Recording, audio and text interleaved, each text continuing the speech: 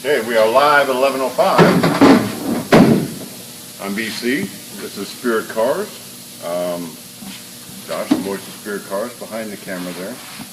He was just asking me, are these even effective? All this time we're spending on this, do people even watch this or have any value? So I don't know. Let us know if you think it has value. We were just talking about that a minute ago. What we've been doing, this is Rodney's car. It's Rodney, right? You're Rodney. And we built this car. It was a turnkey we built, I don't know, 7 years ago maybe, somewhere in there. And it was one of our first XLTs. It's our extended version. We call it an XLT turnkeys that we ever did. So he bought it from the customer that had us build it for him, and he's just brought it back and we're doing some modifications for it.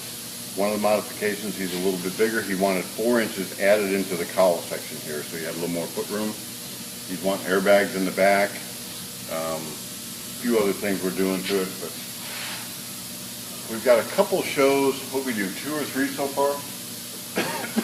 Probably 3. We talked about extending the frame and sleeving the frame and where to cut it to make sure that, right now I've got the body, the original part of the body is on the frame, so the bolt holes are the same for the body mounts, and when you put the rear tires and wheels on it, they're going to be in the same position.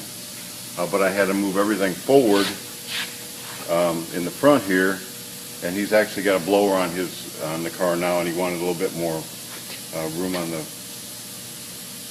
firewall for the motor. So we're going to move, not on the firewall, on the radiator. It was real tight in the front. So we want to move the motor back about 3/4 of an inch. He's also going to go with a 700 R4 transmission instead of a 400, which it had. So we're going to have to move the trans mount back, which we haven't done yet, and we're going to make it a removable trans mount. So what I want to show today, I think, is we're finishing up. I was hoping to have a little farther before you got here this afternoon or this morning, but I've been working on it today. We've got the fiberglass panels. We put 2 panels here to start with, and our hood, or our cowl section, has got a little recess area. You can put a hood on it. So what we did first, we cut it off in the middle of that recessed area, moved it forward. I put 2 fiberglass panels, one here and one on this side, to kind of position the whole thing to get us our 4 inches forward, what we wanted. And then last week, we didn't do it on the show, but what we did, we cut a panel from here to here, and we sanded it down real thin, a fiberglass panel, so it was very flexible. And we bent it across this edge, taped it down, bonded it from the inside. Can you see from the inside how we've got it glassed? Probably see up in there. You can see we've got it all glassed up around up in here. This white stuff is putty to help make so there's no air gaps in there, and we rolled it and we'll sand this a little bit more. The same over here. So what we had in the front here then, between here and here, and the same over here, between here and here, we had that 4-inch gap.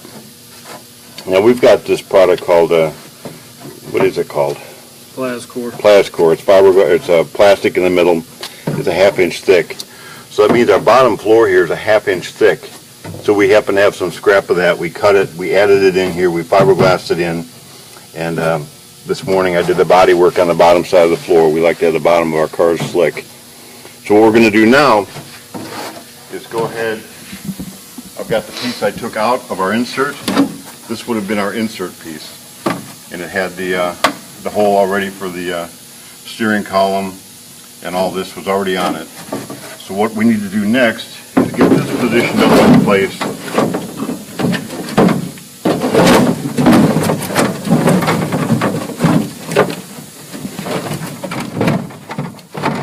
So it'll go all the way forward, and you can see how much we've added. We've added this distance to the entire car. So what we'll do is we'll get this positioned where it goes and glass this in. I'll probably take this off and go flat here because the transmission won't be in the way anymore. And he's going to use a different style shifter. I don't know if he's using a slap shifter or whatever, but it's got a cable going to it instead of like the low car that mounts on top of it. No shifter. No shifter. Column mount. Oh, we're doing a column shifter. Okay. That's right. So anyway, we won't have any hole in the floor for the shifter. It'll just be a, you need a little bit of a hump there. So we'll glass this in next and do it. I talked about we changed the angle of the steering column just slightly because that 4 inches is going to make the column, instead of maybe this angle, it may make it that angle, a couple inches. So I think I'll show you how we do that. And this will apply whether you extend it or whether you just get, say, one of our cars or anybody's car for that matter, and how a good way to put a steering column in. I use a piece of 2-inch ID PVC tubing. I grind it real smooth. I leave it extra long, and it just slips right over. If you use an original style GM column, it's a 2-inch OD on the column, so a 2-inch ID pipe would work fine. If I did it, this is the Flaming River. We're a Flaming River dealer, but I did it, has the same. So you can see the hole up in here is a little bit bigger. So once this is attached and mounted in there, and you can see that that's at an angle, well, if you look in the front here, obviously my firewall is straight, so you've got a little V up in this area.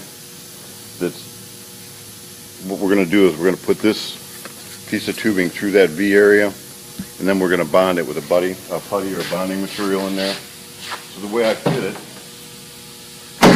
stick it through.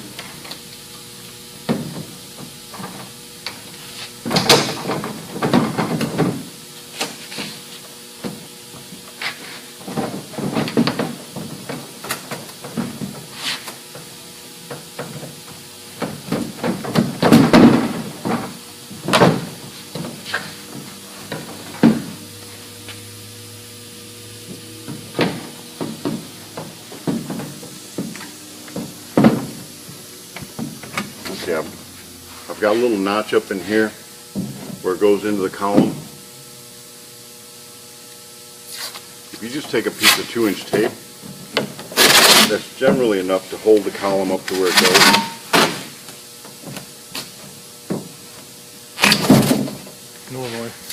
Normally a couple pieces. Duct tape works good.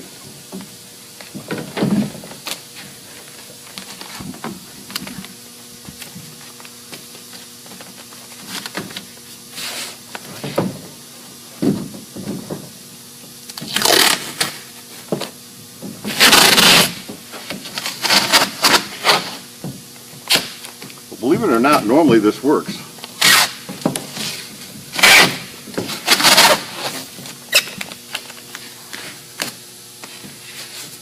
So I'm pushed up into that, and I'm coming down here. Now if you can come over here, you can see. I'm going to come up on this side and I'll go across.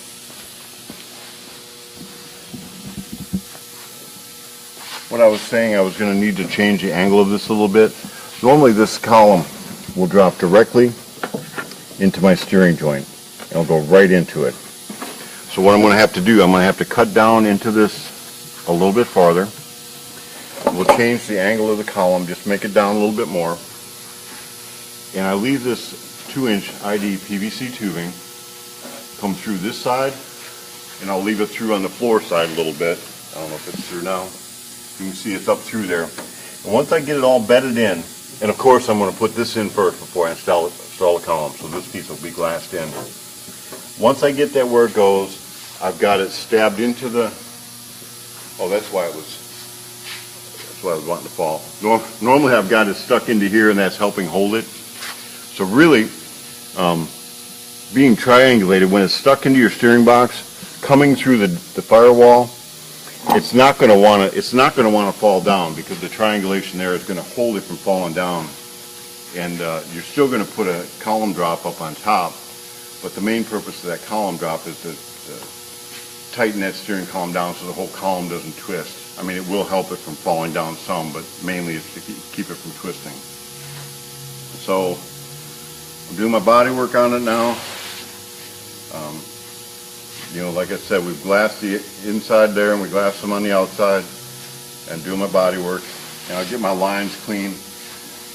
And this is a Spirit extended XLT, and it's extended 4 inches of our regular one.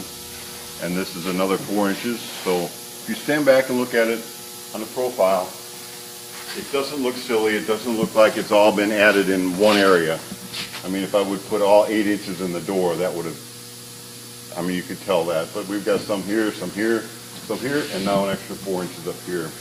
And once I blend this in, I think it's going to look pretty good.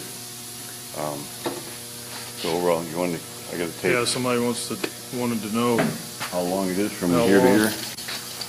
Well, from here, where your feet go to the bottom of the seat is 33 inches, 33 and a half inches.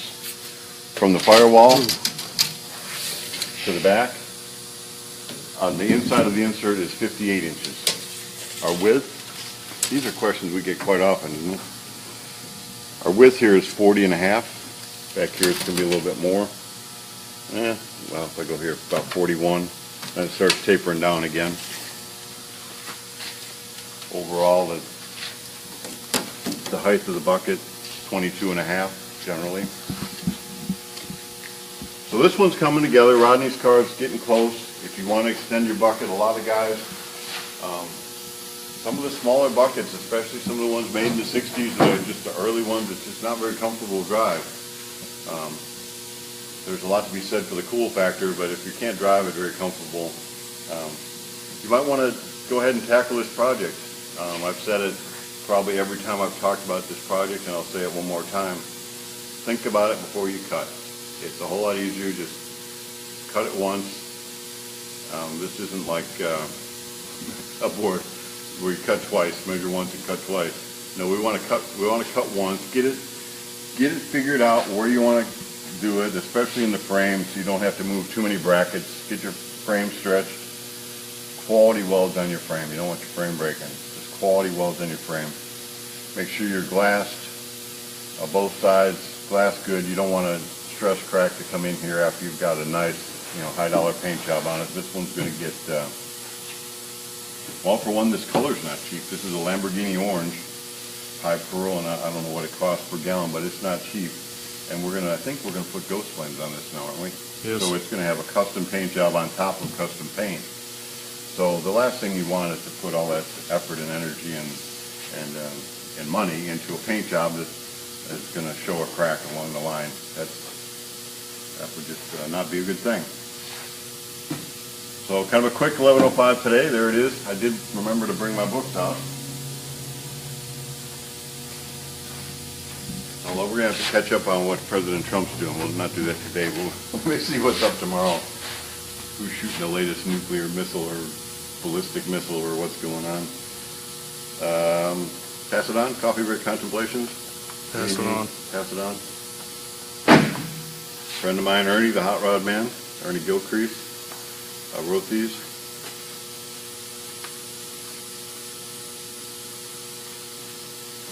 Oh, this is pretty good.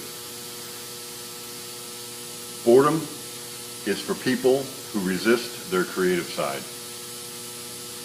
Yeah, we've had a teenage girl in the house for a little while, and my wife is pretty good with their own children too. You never wanted to say you were bored at the house. She would send you out to be creative somewhere. I'll go out and play, and there's always something to do. So, and work don't even have to be work if it's what you enjoy, and really this wasn't work. We were creating something, so I wasn't bored. We created a new car, and Rodney, I think he will be very happy. So that's it for today. We'll see you tomorrow, and we'll probably move on to a couple of the other projects this week.